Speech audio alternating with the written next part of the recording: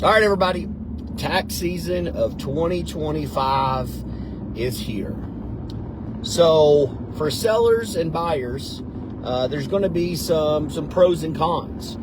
So I'm going to kind of do a really high level talk about, tax season, the real estate market, and then kind of dive into our area as well. So real estate, if you look at probably a historical graph as far as transactions go and pending contracts and all the good data, you're naturally going to see a slowdown, starting in, let's just say, October, and it usually goes all the way through about February, and then it really ramps up, in March, and let's just for instance say it stays pretty busy, kind of through September.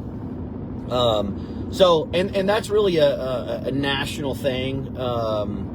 Certain areas probably have some niche things going on. But the reason is tax season brings a lot of new buyers into the market. So to get pre-approved, all loans are going to at least require, 1 year of tax returns. And the majority of loans are going to require 2 years of tax returns. And then what lenders look at is they look at that median income between the two. So let's just say that John over here in 2023 made $30,000, and then in 2024 John made $90,000. Well, the lender's going to look at that. It's going to say, all right, well, he made 30,000 and then he made 90. So the median there is, the average is 60,000. So they can approve him on. And again, I'm not going to get into the details. Like, there's ways for good lenders not to manipulate it in a shady way, but to manipulate it, you've got a better job, you've got more income, all the things in order to, even increase that higher. That's all we always say. People talk to multiple lenders, because some lenders don't do that, some lenders do. We actually, my wife she went and met some people, and they talked to one lender, and the guys had overtime for over a year. And overtime is always something that gets very sketchy in approvals, because most lenders don't like it because it's inconsistent, and they don't like inconsistent numbers. But, a lot of times if you've had it for 2 years, they will be able to count, a good portion of that, like the average, such as bonuses and commissions. So going back to it, right, you've got all these people now that are about to file their taxes in 2024, and it's going to increase their budget. Maybe last year there was only approved for $200,000. Maybe it was their first year working or whatever, or just so happens again they got a tremendous pay increase, they got a new job, significant pay increase, so it's going to really increase their approval letter. So you're going to have buyers who technically have already had good credit.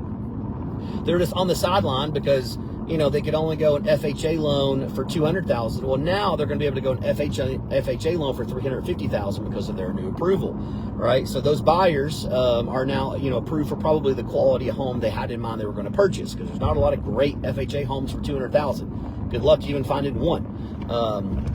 So you have those, and then you have just again people maybe it's their first year doing tax returns.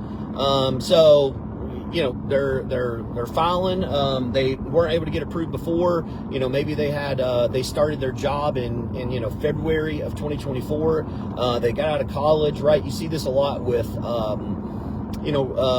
really high level, like doctorate type doctors, for example, attorneys, for example, people that get out of college and automatically are, let's just say for the purposes, making, well into the six figures plus.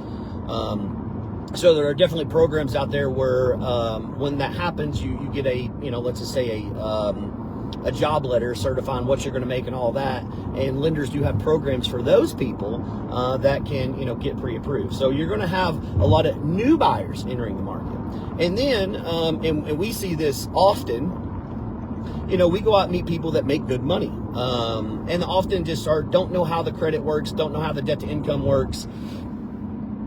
They make plenty of money to afford probably the budget that they're wanting to, but maybe their debt to income or credit score is not good enough. And so the lenders on our list, right, have free credit repair programs, have free credit estimators. So they're going to say, hey, listen, if you do 1, 2, 3 within 6 months or next year, right, you're going to be able to get approved. Or also, hey, listen, you do have a lower credit score. Lower credit score will not allow them to stretch the debt to income ratio as far.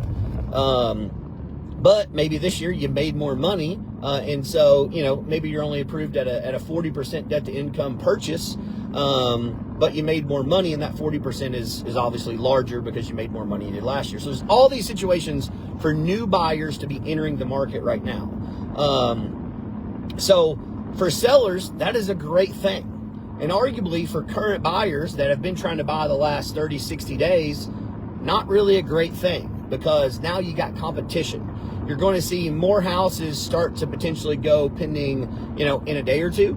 You're going to see more houses start to potentially go multiple offers, especially what I'm going to say is that under $400,000 mark, anywhere that's nice, updated, move-in ready, those houses there are already very few of those houses listed on the market in general. But when you have all these new buyers coming in, right, they've, for the most part, a lot of them has been watching the market. Like, they've been paying attention. They've been watching home. They've been saving homes on Zillow, watching them go pending or not paying. They have a good idea, right? They're not scared of the interest rate because the interest rate's been like this now for 3 years, basically. And they know they're going to refinance. They've been planning. They're ready to go. And so some of these people are going to come in, right? And they're going to, they're going to want to get the house. They're tired of renting. They've been waiting. They've been waiting patiently, doing what was necessary in order to get approved, and now they're ready to go. So for buyers, it's not necessarily a good thing because of the competition level that will increase during this time. And for sellers, it is a good thing. Now, diving into our market, so I saw, I did a video, I don't remember which one it was, but it was talking about our December closings of this year, or 2024.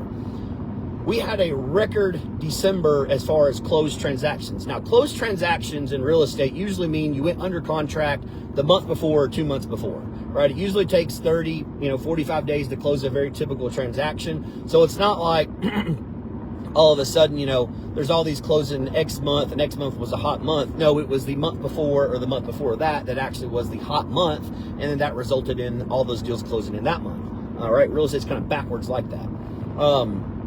But in my real estate career, even in the craziness, I had never closed. I think we closed, and at this point, numbers are a little blurry. We've been doing a lot of numbers lately, but I'm pretty sure it was 19 closings in December, which is a crazy number of closing considering the year before, 2023, I think we had 2.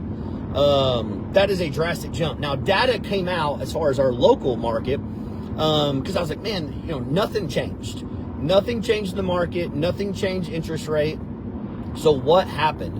And I still, I don't know if anybody's actually come out with the finger to put on it and say, here's what happened. But the data come out, and there was 14% more closings in December of 24 than there was in 23. That's a pretty giant increase. When you're talking 2024 was the lowest real estate closings on record in 30, 35 years.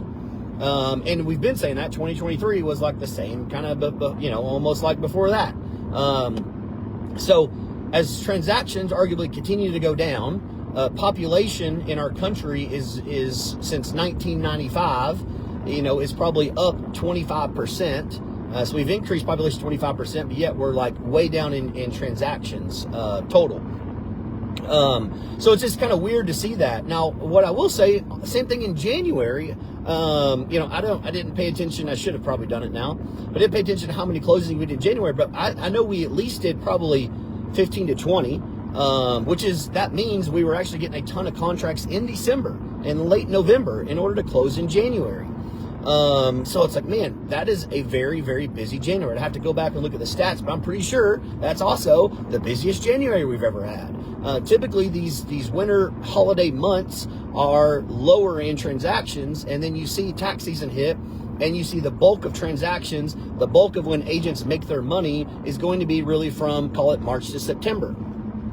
But something's kind of already going on, and there's already a spark in buyer activity. And we're educating our buyers on the front end now of, hey, listen, you're trying to buy right now. Just know tax season around the corner. When it gets here, it's going to be more competitive for you.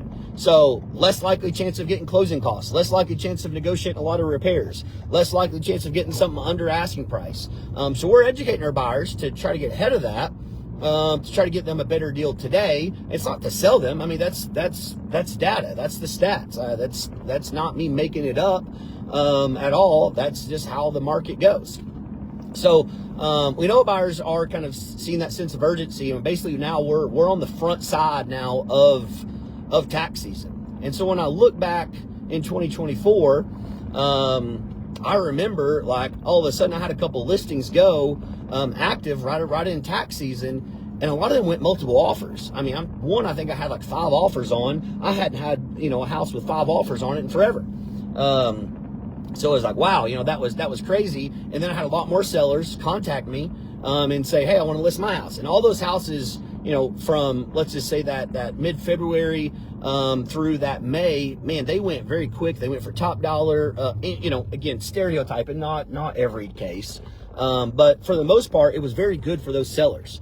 And then all of a sudden, like into May got here, and and it's like the market just dropped out. The market buyers just went soft again overall, and so inventory started skyrocketing. Inventory started increasing. And I've done videos. We were well over 6,000 homes, and now we're back down to 5,300, I think 5,400, which doesn't make any sense because inventory generally should increase during the slow months, and it actually decreased by like 20% during these slow months. Again, don't have necessarily a reason as to exactly why. We have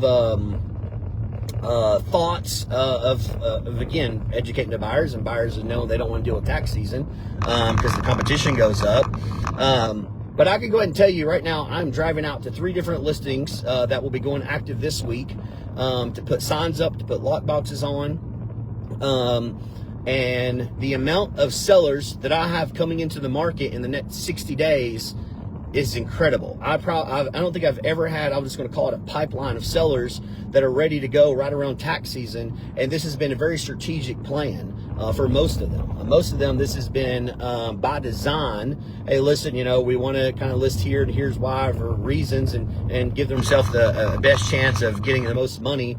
So it's been by design for them to list that. So you are going to see a lot more listings as far as buyers goes, which is good, because we've not seen a whole lot of listings. I think listings was down, like a tremendous, I wish, now that I'm doing this video, right, I wish I would have done more research and gave you more stats. But just listings alone, it's not really that buyer activity was increasing just substantially, but with December having a 14% increase, we probably won't know January until closer to the end of February.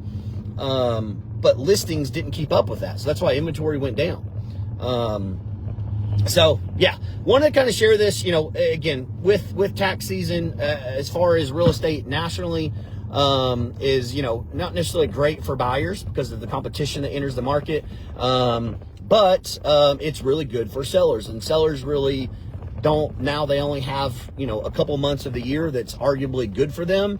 For the most part, it's kind of a little bit rougher market. Oh geez, a little mud. This is not good. Yeah, wanted to share this video, to give you some insight to kind of what to expect, whether you're a buyer or seller in the next couple months. I really do, think the transaction is, it's going to pick up. I mean, it does. To what level, I'm unsure, right? I don't think whatsoever, I have this conversation with buyers all the time, I don't think whatsoever waiting 3 months, 6 months, a year is going to drastically change interest rates at all. Obviously, we have, Trump as elected, who's very pro real estate. But, there's a lot of stuff happening, a lot of stuff going on. I don't think we're going to see any sort of drastic change that is a reason for to tell you, yes, you should buy today, or no, you shouldn't buy today. Again, it's always, to me, a one-off case-by-case situation on what you should do based on your circumstances, your situation. Happy to have those conversations with you. And I tell people all the time, hey, it's probably better for you just to wait 6 months, or better for you to wait a year. Or, hey, yeah, your situation probably does make sense to go ahead and buy today and refinance later. So happy to have those transparent conversations. But as always, if you have questions, feel free to holla.